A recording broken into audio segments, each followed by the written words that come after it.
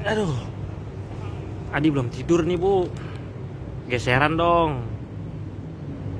Boleh gak geseran? Kayak dulu di rumah, di sofa tuh, di bangku. Karena dia suka geseran. Padahal itu kan buat sendiri, tapi Adi maunya sama ibu. Itu sekitar jam 12 lewat malam, jam 12 lewat lah malam. Bapak turun tangga dalam keadaan buta kan itu. Dia nyari ibu lah gitu. Dia ke kamar bawah, nggak ada, dicek kok nggak ada ibu gitu. Pas dia ke arah kamar mandi, ke arah dapur, memang kan kebetulan bapak juga emang pengen kamar mandi kan. Dia nggak sengaja nyenggol kaki di area dapur. Ibu jatuh. Iya, jadi bapak temukan ibu dalam keadaan berbaring.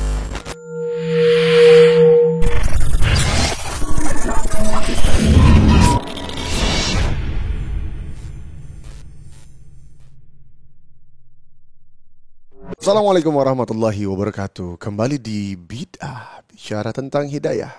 Dan kali ini kita kedatangan tamu yang menggugah hati buat aku pribadi ya.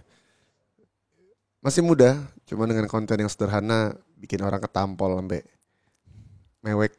Yaitu adalah insya Allah calon ustadz dia, Adi Hidayat. Adi Hidayat. Jadi ustadz kan ntar ya? Amin.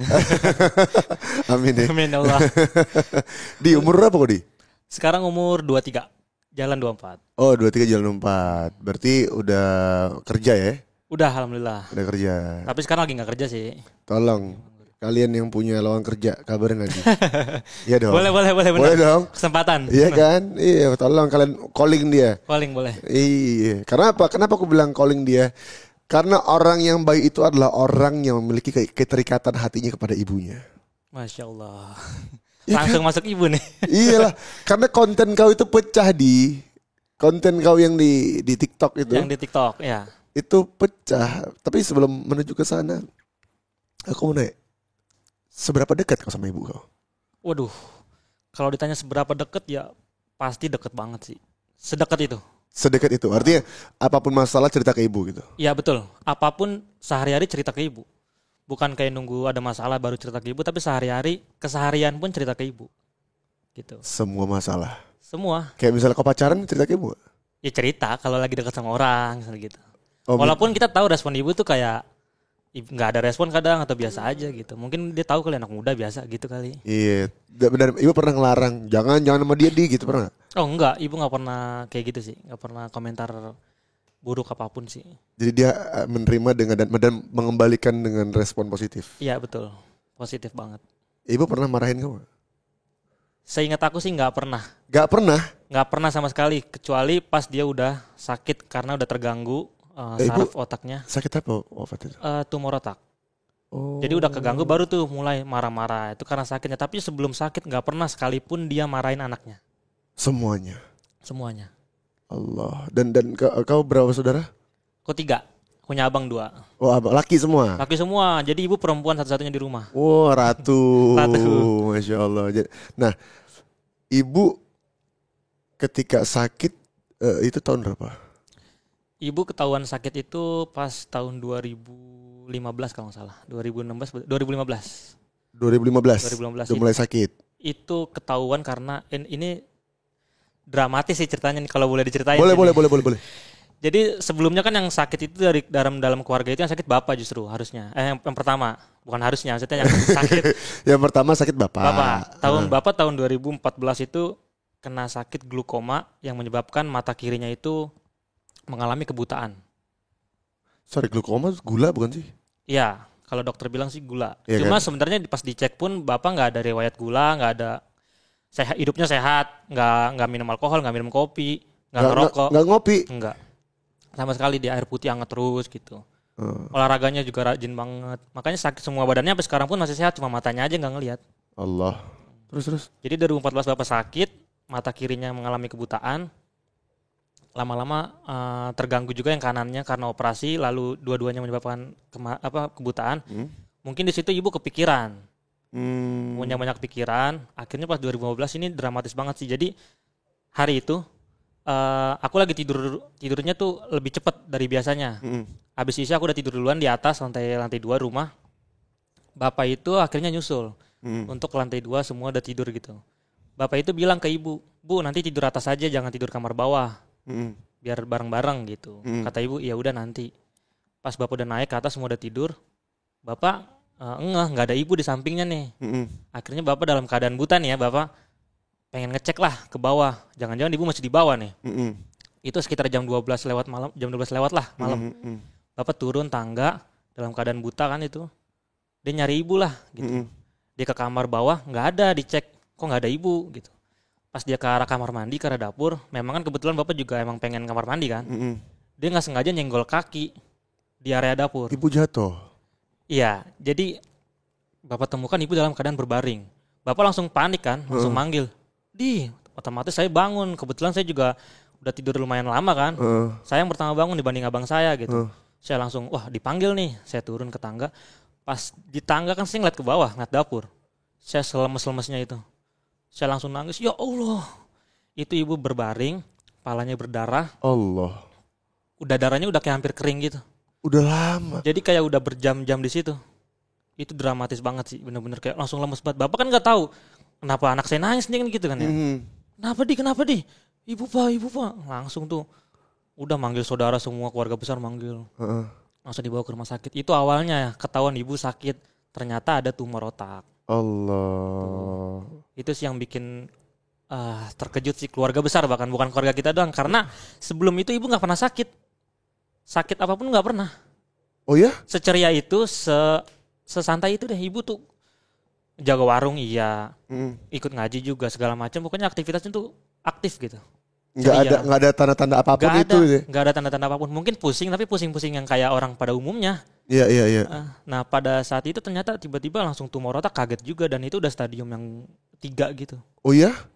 Pada saat itu. Dan gak lama dari situ juga setahun kemudian udah naik stadium 4 gitu. Allah, itu dirawat lah ibu ya? Itu dirawat ibu akhirnya. Dan 2000 berapa akhirnya ibu wafat? Ibu wafat 2021. Baru kemarin. Besok nih pas hari Syakban terakhir nih. Iya. Itu 2 tahun ibu. Jadi ibu tuh meninggal malam mau taraweh. Jadi ya siangnya Allah. meninggal. Benar-benar menuju Ramadan meninggal.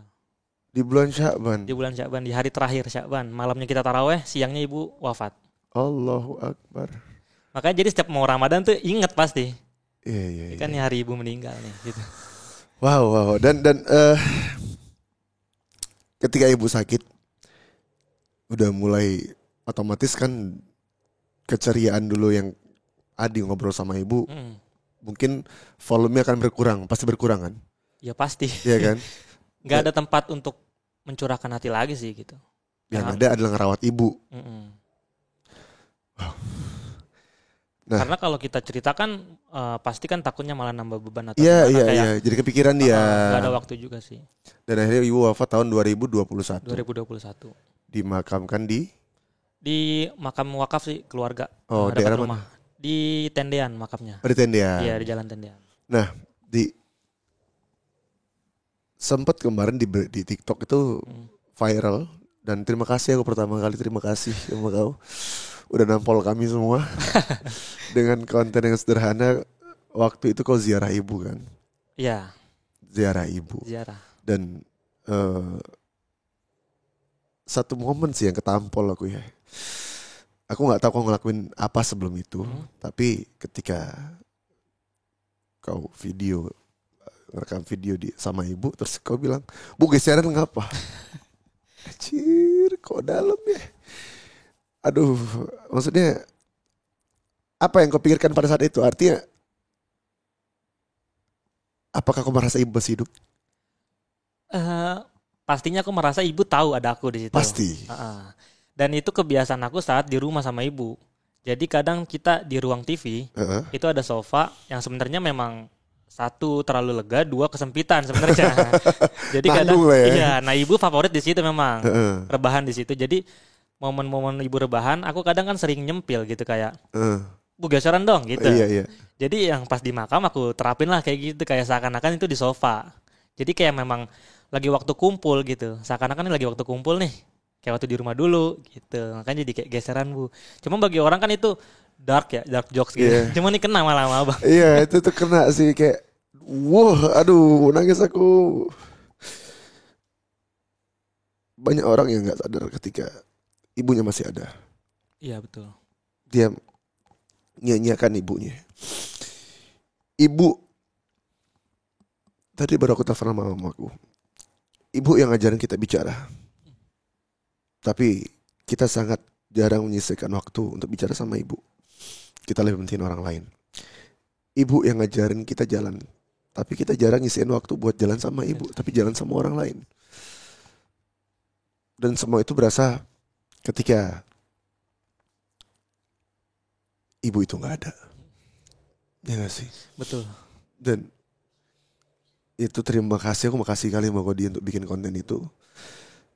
Walaupun aku gak tahu ya itu di konten itu sengaja apa enggak kau bikin itu gak ngerti, tapi itu nampol. Dan kau datang ke makam ibu pengen curhat seperti biasa atau gimana? Iya, jadi sebelum ada video itu memang udah sering lah ke makam ibu untuk ngabarin. Kayak misalkan aku dapet sesuatu, cerita lah. Jadi kayak dulu itu kan pas banget, pas zaman kuliah itu kan ibu lagi sakit tuh. Itu momen-momen dimana, nah makanya tadi pas abang ungkit kalau ibu kita jarang ajak jalan ibu, pas ibu masih ada. Jadi pas saya kuliah itu alhamdulillah udah bisa mencari uang sendiri lah. Saya akhirnya dipercaya jadi MC atau panggilan-panggilan lainnya gitu. Itu kita udah punya rezeki masing-masing. Kita nyenengin ibu. Tapi sayang banget momen di saat saya udah bisa ngebeliin ibu baju, tas, sepatu, tapi ibu nggak bisa pakai itu. Lagi sakit karena udah nggak bisa kemana-mana. Jadi itu udah biasa kan kayak gitu. Makanya pas ibu udah meninggal, setiap ke makam itu ya cerita lagi kayak, Bu kemarin Adi habis nge-MC nih misalkan gitu. Bu habis Adi dapat kerja nih, cerita kayak gitu aja. Dan pada saat itu memang keadaan lagi down parah. Ada berbagai macam masalah, kayak ada pikiran juga, lagi parah-parahnya deh. Datanglah ke makam ibu, cerita. Tapi sebelum cerita disclaimer dulu, maksudnya kita ngaji juga, tahlil juga, kita doain juga. Setelah itu baru curhat seperti biasanya. Baru deh pas kita mau pulang, saya foto. Kita foto, kegeser ke video. Ya udah sekalian ke video deh, ngomong lagi. Jadi panjang lagi cerita yang berbeda gitu. Karena nggak ada pikiran kayak udah plong aja gitu cerita. Habis itu kita mau pulang. Saya kan paling malas nge-save video panjang-panjang di galeri. Saya pikir taruh di mana ya? Kalau Instagram kayaknya terlalu lama nih loadingnya. Saya buka TikTok aja, upload, udah nggak pakai mikir. Segampang dan sekosong itu pikiran udah. Makanya nggak ada caption, nggak ada apa, upload udah. Saya pulang. Dan malamnya baru dikasih tahu temen, kayaknya TikTok lu rame deh. Rame kenapa ya? Emang ngapain? Gue ngupload video tadi sore ya. Oh iya rame banget. Dan tanggapan orang? Semuanya langsung mewek. Nah, itu kan ada kayak Tiara Andini kan artis kayak selebgram itu yang kayak nangis. Kenapa nih pada nangis gitu kan, heran. Pas saya cek video saya kan saya ngapain, saya juga lupa ngomong apa. Saya cek tuh curhatan hati saya yang seharusnya biasa aja deh kayaknya. Saya ngomongin abang saya ngomongin nenek saya, kayak harusnya nggak relate deh. Tapi kenapa semua orang itu ngerasa gitu? Mungkin karena sosok ibunya itu ya bagi mereka gitu. Ya karena laki-laki sampai kapanpun harta karunnya atau kunciannya itulah ibu. Itu top komen kayaknya deh. Iya kan? Di konten saya. Ibu. Gak ada lagi sampai kiamat, dia udah punya istri, udah punya anak, ibu urusannya. Gak ada lain. Ketika ibunya meninggal ini. Aduh. Tapi tenang. Wah, tenang karena ada kopi. Terima kasih. Terima kasih pilihan coffee. Yoi. Terima kasih Mas. Terima kasih Ki. Ya. Jadi emang ibu itu emang kuncian banget buat anak laki-laki. Dan ketika ibunya meninggal ya pegangan kita adalah bapak. Karena kata Rasulullah, kepada siapa kita harus berbuat baik? Kata Rasulullah, ibumu dan bapakmu atau ayahmu. Ketika ibu sudah tidak ada, maka peganglah ayah.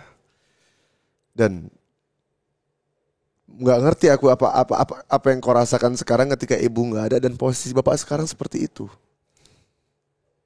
Mungkin ini keberuntunganmu yang orang nggak miliki, Di. Ini adalah jalan pintas untuk kau dan keluarga yang orang gak miliki. Ketika ibu sakit, anak-anaknya ngerawat. Sekarang bapak keadaan tidak bisa melihat. Tidak bisa melihat. Ini, ya Allah, ini jalan pintas yang Allah berikan kepada seorang hamba untuk menuju Allah dengan cara cepat. Berbakti dengan orang tuanya yang dalam keadaan seperti ini. Meskipun dalam keadaan sehat juga harus berbakti ya. Iya, betul. Dan aku yakin Bapak Allah buat secara zahir tidak bisa melihat, tapi aku yakin batinnya Bapak terbuka dan terang benderang. Jadi apa ya? Kalian itu yang beruntung, dan banyak kalian semua kita beruntung karena Allah memberikan jalan pintas kepada kita masing-masing lewat cara masing-masing. Iya kan? Betul. Namun sebelumnya itu kan pasti kita sebagai anak ya. Dulu sempat udah ada pikiran kayak kurang beruntung, justru kayak keadaan sekarang kurang beruntung deh. Kenapa? Masa muda kan kayak teman-teman yang lain masa muda bisa naik gunung, bisa liburan, segala macem. Sedangkan saya nggak bisa karena harus ngerawat. Betul. Karena ibu udah nggak bisa kemana-mana nih, kita harus bersihin buang airnya segala macem gitu-gitu. Udah nggak bisa kemana-mana, kayak kadang ada posisi ngiri sama teman-teman gitu. Masa muda gue kok gini ya gitu. Tapi ya gitu, alhamdulillahnya dari keluarga besar, dari saudara-saudara juga kayak nguatin, kayak justru kayaknya orang lain yang ngiri gitu. Kayaknya teman-teman seumuran Adi nih yang mengiri sama Adi, kayak mereka tuh nggak ada waktu buat pengen bakti ke orang tua gitu.